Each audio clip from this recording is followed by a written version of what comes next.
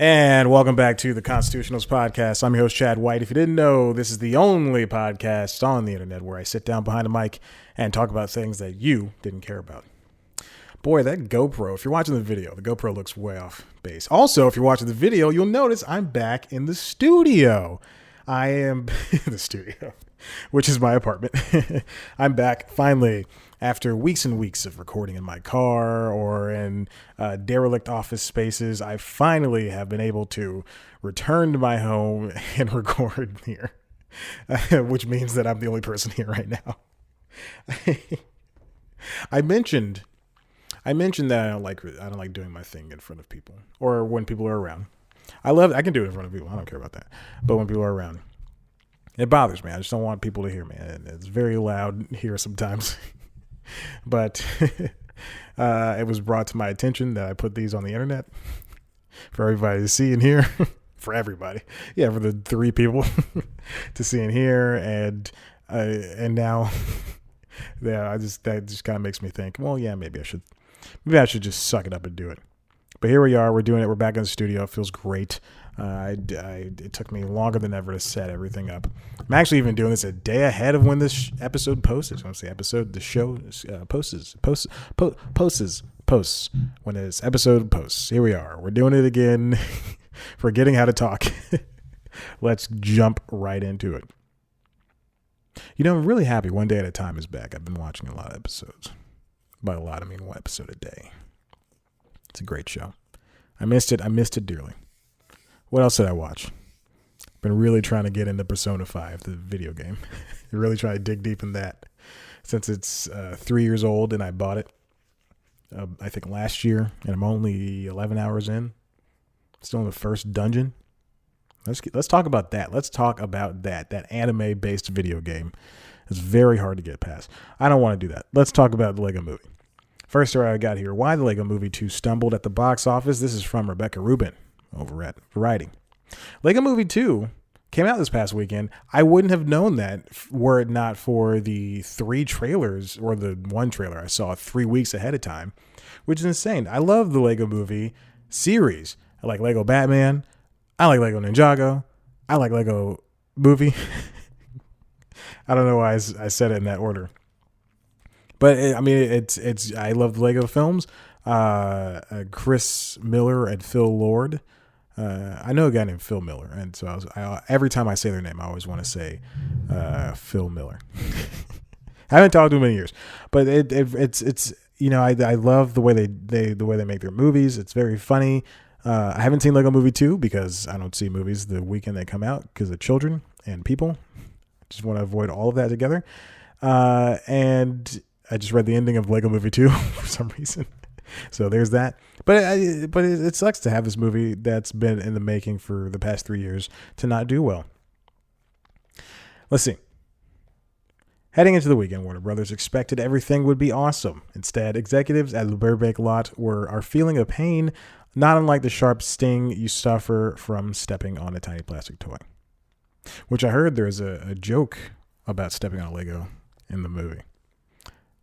There we go. Just wanted you all to know that. Lego Movie 2, second part, that's what it's called, fell short of expectations, earning $34.4 million when it opened in 4,303 venues.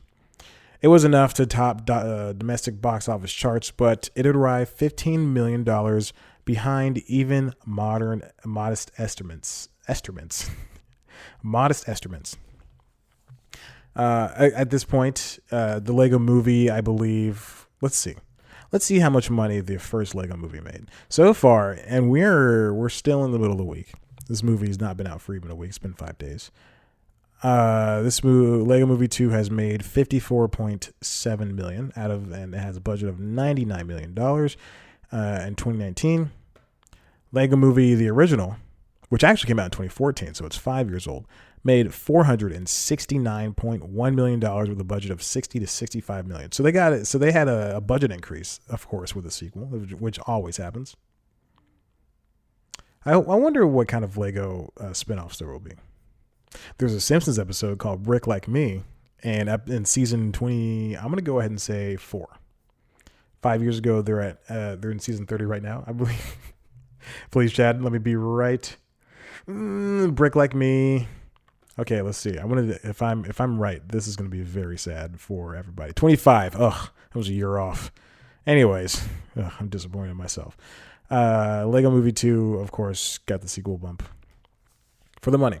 It's got positive reviews, but Lego Movie 2 had one of the lowest openings in the cartoon series, just ahead of the Lego Ninjago movie, which was a spinoff of the Lego movie, which is a spinoff of the TV show Lego Ninjago, which is also not a good show. Lego Ninjago movie in 2017 which I saw in theaters. I'm an adult man. I was still an adult man at that time, 2 years ago.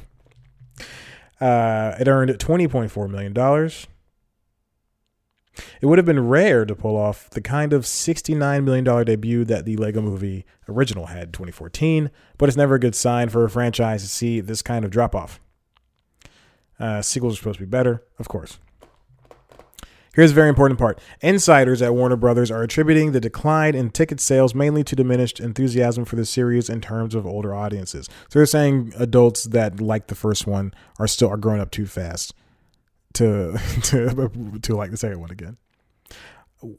Which I think is which is wrong. I think is wrong. I'm going to go ahead and say it's wrong. I'm going to continue reading on, but I do have a theory as to why I didn't perform well. The first iteration tapped into nostalgia as this charming and humorous take. The original film pulled in a broader crowd and saw 41% of ticket buyers under the age of 18. The second part skewed younger, and as a result, over 47% of moviegoers were below 18 years old. That's a 6% increase, of course. Ticket prices are less expensive for kids, and without the kind of must-see elements that warrant 3D or IMAX screens, it's causing theaters to reel in less dough. Then it was family friendly, all this stuff. They're blaming children, and then they've got they're blaming all these other movies too. How to Train Your Dragon 3, which is not even out yet. The Hidden World, and Captain Marvel, which is out in a couple of weeks. Which, I mean, don't blame these other movies. Blame yourself. All right, so my theory as to why the Lego Movie 2 second part failed. It's because it wasn't getting enough advertising. I don't even know. I knew it was coming because I'm an insider. I'm somebody who knows movies. I'm a guy who knows movies a lot.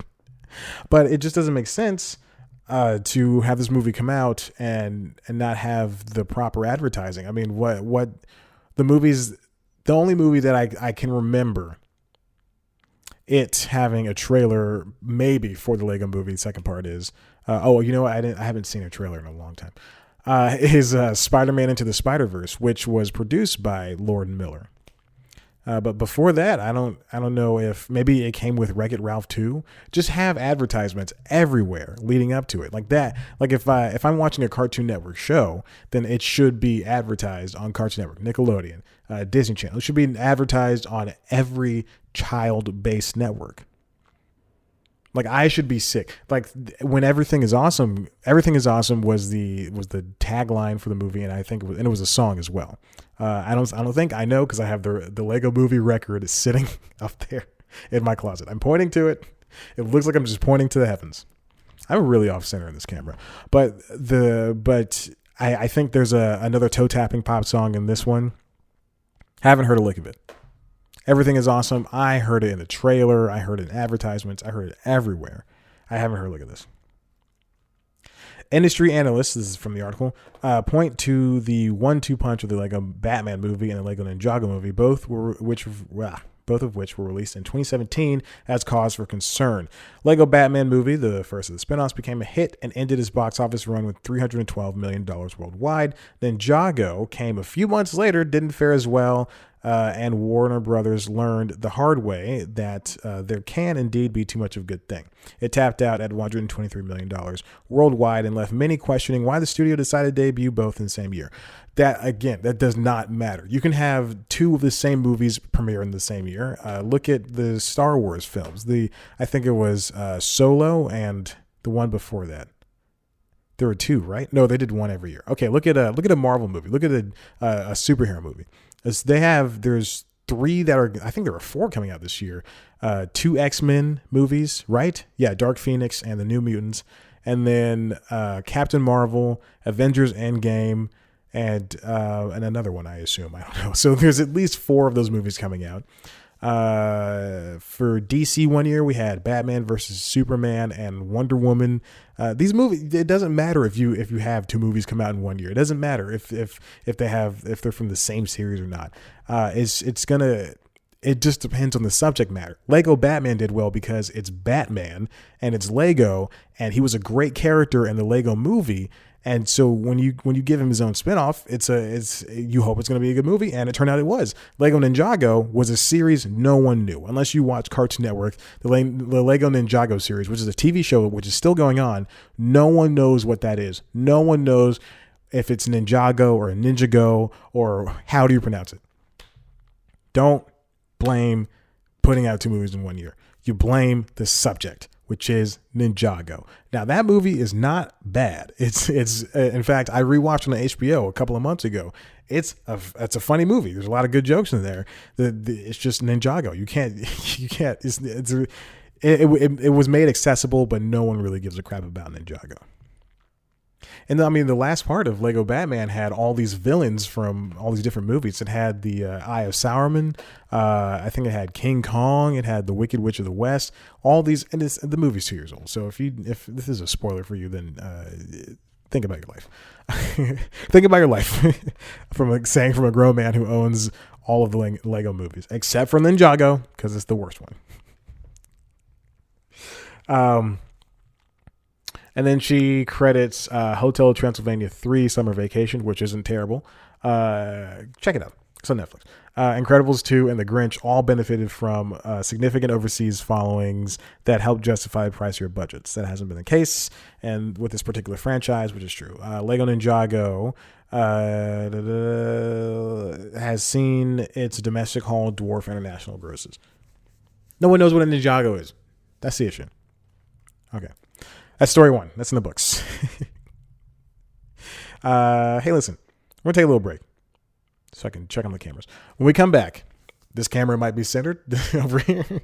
And also, we're going to talk about 2 more things that I want to talk about. Or 3 more. Oh, my God. I forgot all these stories I have. I'll be right back in a second. And we're back to the show. This is the show. The Constitutionals, we're doing it.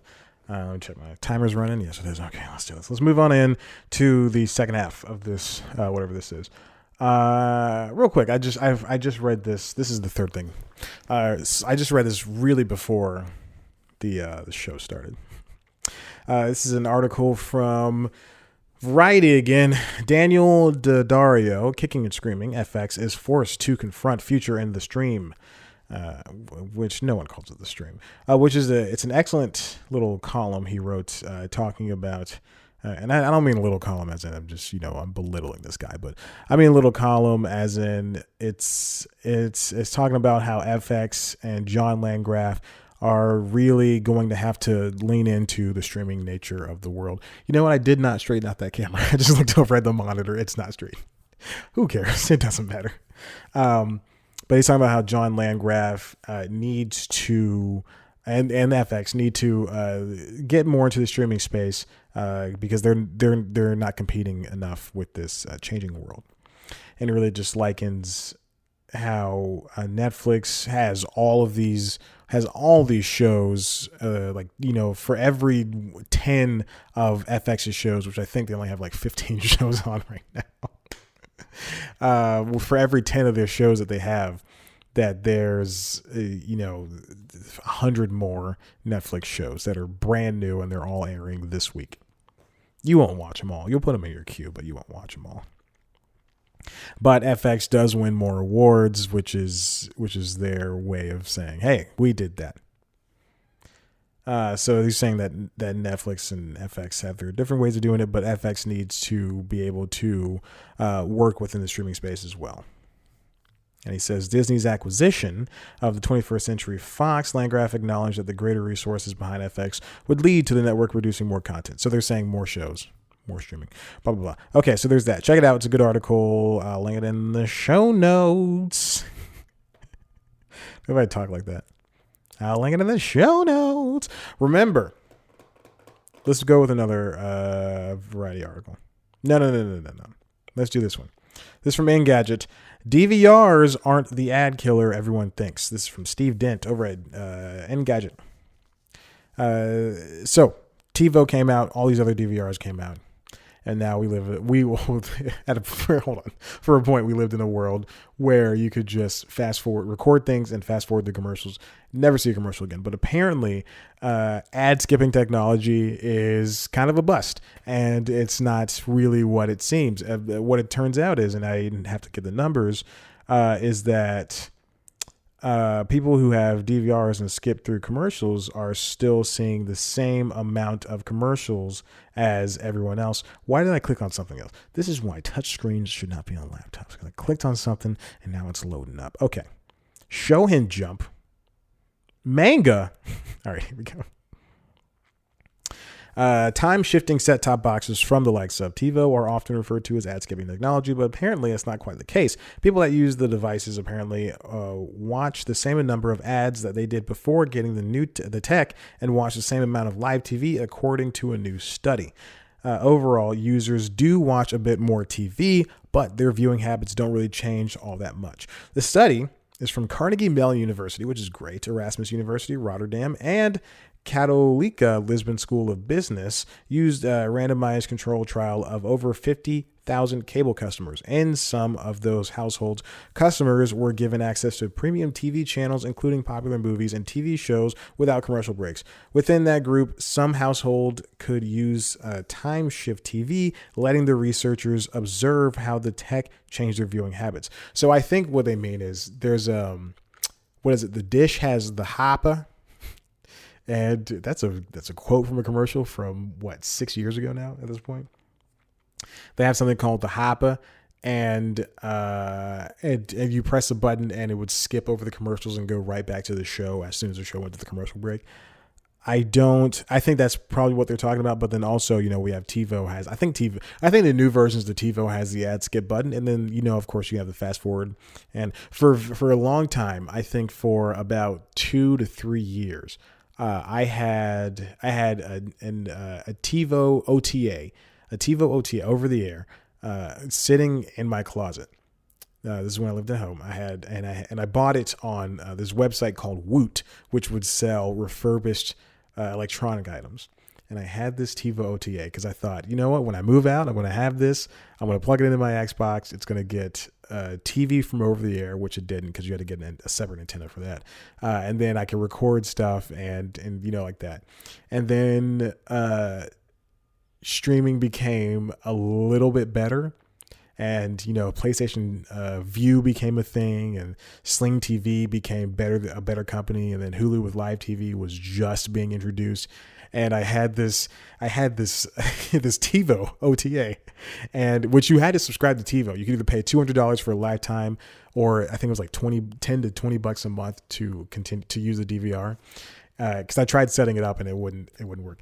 And then at some point I looked down. I spent $45 on this, and I was like, you know what, it's just not worth it. And I think I sold it at a pawn shop or something. I don't think they gave me any money for it, but I thought it was very funny that I owned that thing for so long. I always thought, when I move out, I'm going to have this TiVo. I'm going to plug it into my TV. It's going to be great. And now I watch, there's good enough apps on the Xbox and the PlayStation that I just watch stuff on there. So there we go. Households with time-shifting technology and premium cable channels watched more TV, both live and previously aired programs. However, it didn't change much like how live TV viewers saw overall, because they, quote, disproportionately use brackets time shift technology to watch the more popular programs, which increased the concentration of overall TV consumption, according to the study. The time shift TV was used more often for TV shows and movies, not sports and news. Well, obviously, you can't use it for sports and news. Who's going to fast forward news or rewind news? So I guess that makes sense. Customers didn't use it to avoid ads when they watched non-premium content live. Okay. There was also a time, I forgot the story I was going to tell. You ever just been waiting to sit to talk about a story? You forgot about it. Any Hoosers. So yeah, there we go. I mean, there are limitations, of course, and I would definitely check out the study on your own time if you really give a crap like I do for some reason. But yeah, that's very interesting to see that people who the NASA rover died. Just got a notification from the Washington Post about that. It's very interesting to see that people, even when they have the chance to. Oh, I know the story I was going to tell. Okay, so years and years ago, I probably had just gotten out of college and moved back home.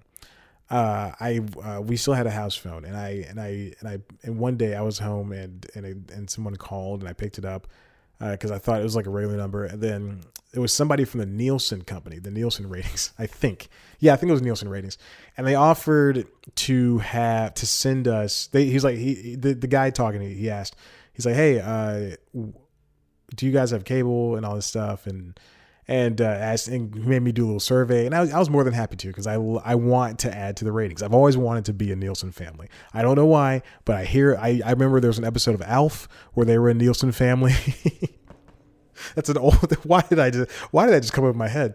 There was an episode of Alf where Alf wanted to be part of the Nielsen family, and Jiminy Christmas. This happens every single day. I don't know if you heard that, but some punk in his revved up Mustang, probably, or Dodge Charger, or Dodge Dart, because apparently that was a popular one too. Just drive past, and they rev their engine and they speed, and it sucks. And it happens pretty much once an hour every single day, and it's the worst.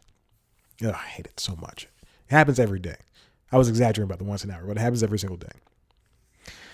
Any Hoosers. So I was talking to the Nielsen guy. I remember this episode of Alf, the Nielsen family. So I decided, hey, let me take the survey. And I did the survey, and then he's like, all right, great. If you're selected, we will send you a notebook, and you write down all of the TV shows that you watch during the week. Everybody in the house watches during the week, and how long you watch TV, and if you turn a channel or something like that, and all that stuff. And I was like, great, all right, cool. And he never sent it. I was never chosen. They never told us. And I'm so pissed, because I want to be part of the Nielsen family. They're the modern Stone Age family. The Nielsen family, the modern Stone Age family. But I thought that was always cool that they send you a box. I think this is like in the 80s and 90s. They send you a box, obviously it's Alf. They send you a box, and the box notifies them based on what you watch. And these people got free premium channels. So, you could be sitting there with Xfinity. You can have your regular channel package, and then Nielsen can be like, or the study can be like, hey, you want HBO and Showtime and Cinemax and Stars, or an NFL Network? We'll give it to you, baby. Baby. All right, listen, the last story. This is great. I'm so happy to be back in this room. Recording in this room. I'm always in this room. I'm just back. I'm happy to be back recording in here. This is from Variety. My friend Brett Lang, I don't know him personally, but I know that name because I read all his stuff. Number of films with female leads hit record levels in 2018. Oh my God. Speaking of levels, have the levels been this high for this entire podcast? From A Quiet Place to A Star is Born, studios backed with more films with female leads in 2018, according to new research. Out of the top 100 grossing movies, 40 films had women in central roles as either the main character or the co-lead, according to the USC Annenberg Inclusion Initiative. That represented an increase of 8 films from the previous year and 20 movies from 2007. It is the highest percentage of female-driven films in 12 years. So, if you don't know, there's a show I do every week called News Time, where it's entertainment business news. It's the only thing I can. It's like a daily show, but it's entertainment business news. It's way less funny. And I did, periodically, whenever I do an episode about race or gender, and talk about how there's not enough of it, not enough diversity in this world of movie and television, I always reference the USC Annenberg Inclusion Initiative, which is from the school USC, and it's done by Professor Stacy Smith. I got a text done by Professor. She knows who she is. If she's listening to this, she's not. I'm never supported by my lovers.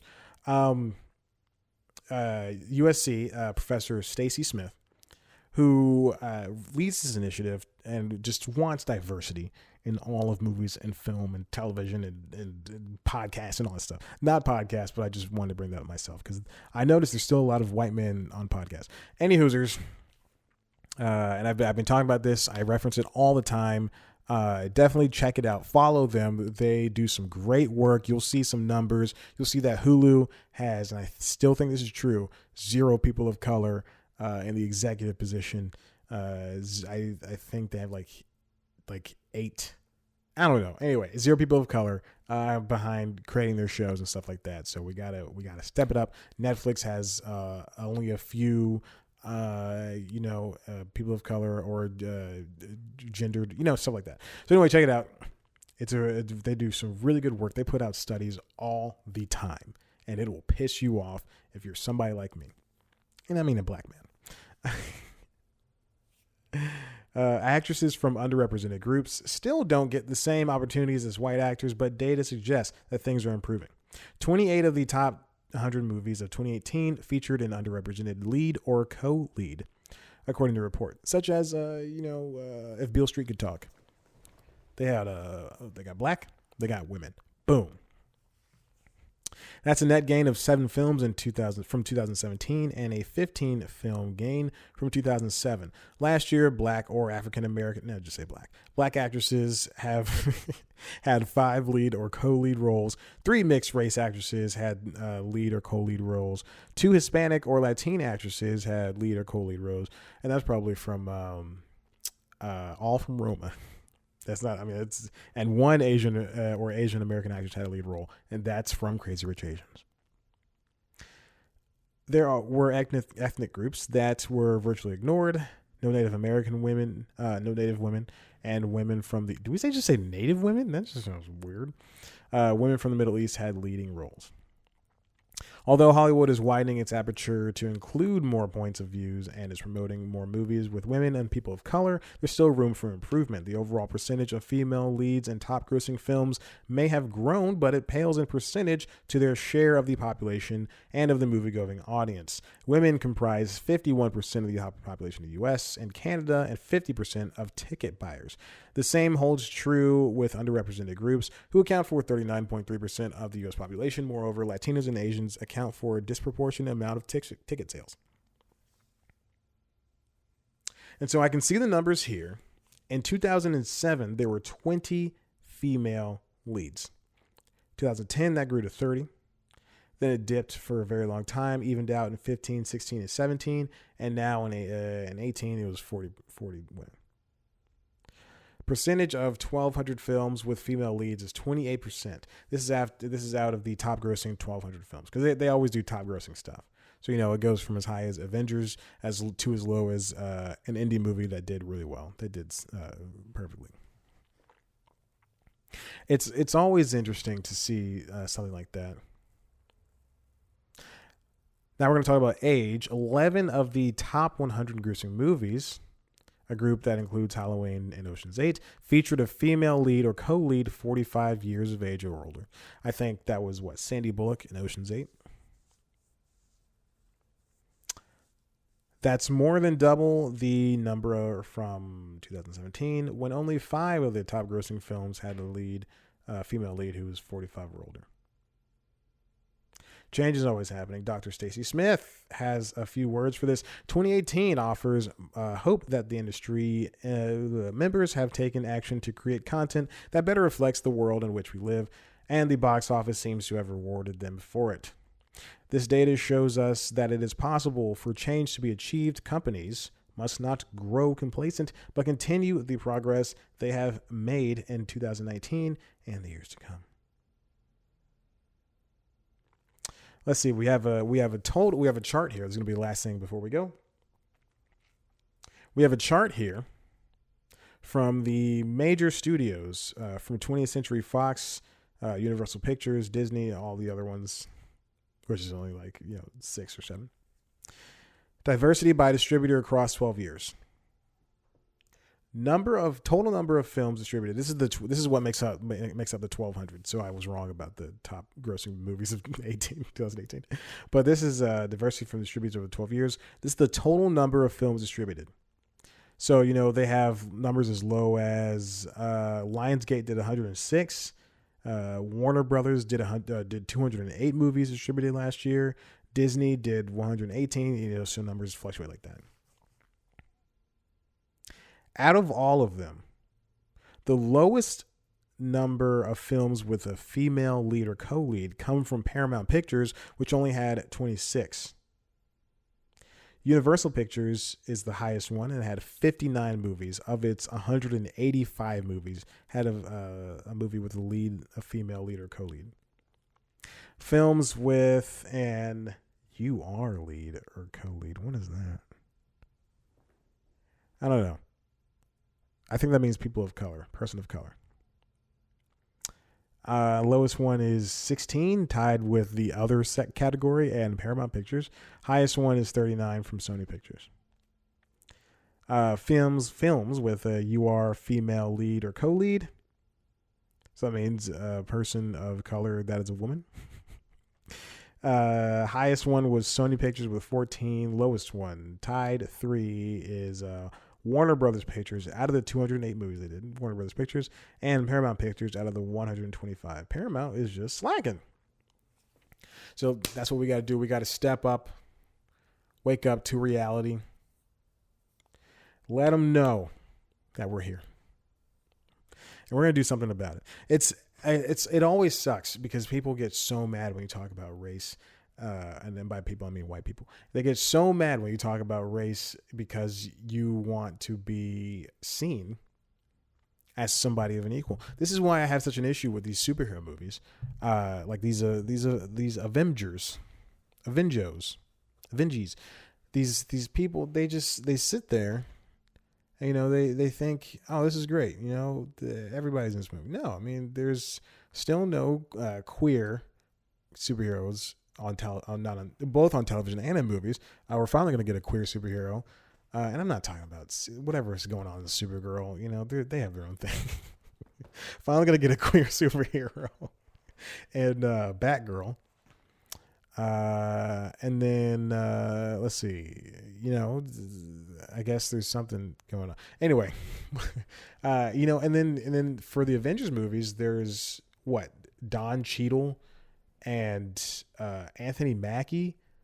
Those are the only two people of color. I think they're only two people of color, right? Because they got the Hulk, the Iron Man's, Doctor Strange. Everybody's white except for those two guys. And then how many women they have? Black Widow, Scarlet Witch, Colby Smulders. That's it. 3 women and Captain Marvel, I guess. That's 4 women out of the 70 white dudes that are on this movie. There's 6 people who are different. And yeah, I know I'm probably missing some names. I don't care. I don't watch this stuff anymore. At least Suicide Squad tried something different. It's the best superhero movie.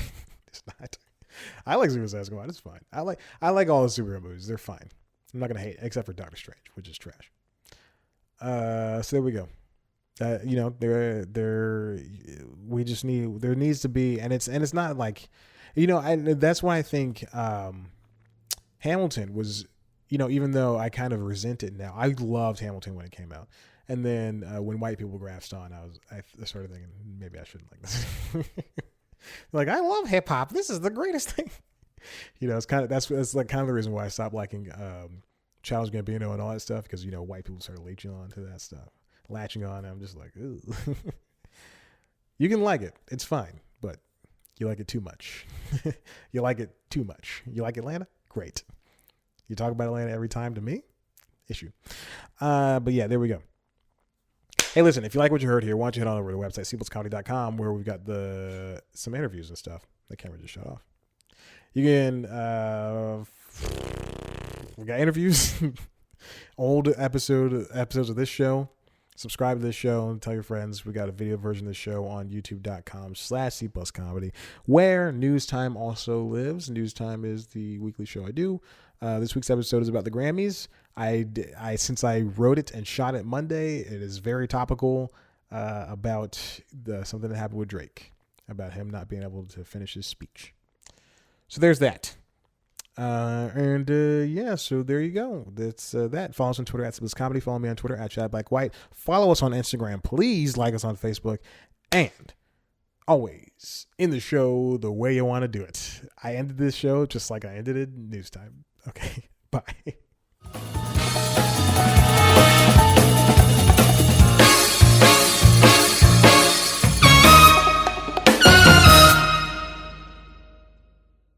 Hey, welcome to a special in-betweener. What do they call these? Interruption? I don't know. It's not an ad. I can tell you that much. I have a very special thing I want to not announce, but I want to offer up to you. I got a chance to listen to a preview track from a comedian named Greg Stone. He's got a new album coming out the day after this podcast drops. We got a special release preview track for you. Okay? This album is called The Amazing Greg Stone, of course, from comedian Greg Stone. Comes from Comedy Records, and he's going to talk about all the good comedy stuff, of course, that you know about. But Greg Stone, funny guy. He's got his stage presence. I listened to this clip. He's got a great stage presence. It kind of makes me want to say, hey, maybe I should have just asked for the entire album, because I am very interested now. You've seen this guy on TV's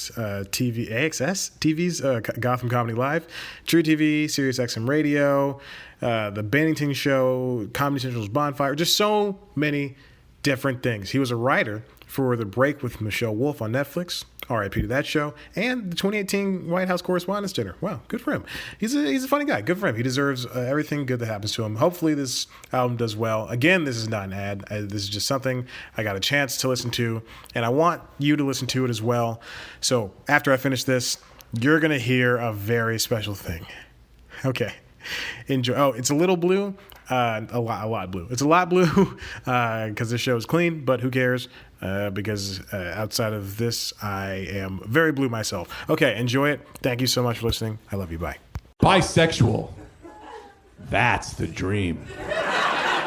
Yeah, you can have sex with both. That's like going to a buffet and having no allergies. You could just eat whatever you want. You're the lobster, the dick, the vagina. Put it on your mouth. You love it all. God bless. Being straight sucks. It's like being a vegan. You get one option. Have you ever been to a diner with a vegan? They act the same way straight guys do around dick. We're like, whoa, is there dick on this menu? There's dick on the menu. I can't have no dick. I can't have no penis. I need to get if the chef used a spatula that touched dick, he needs to throw that spatula away and get a new dick-free spatula. I have allergies to gluten and nuts. I cannot have nuts. They get near my face, I carry an EpiPen, I'll have to shove it into my leg.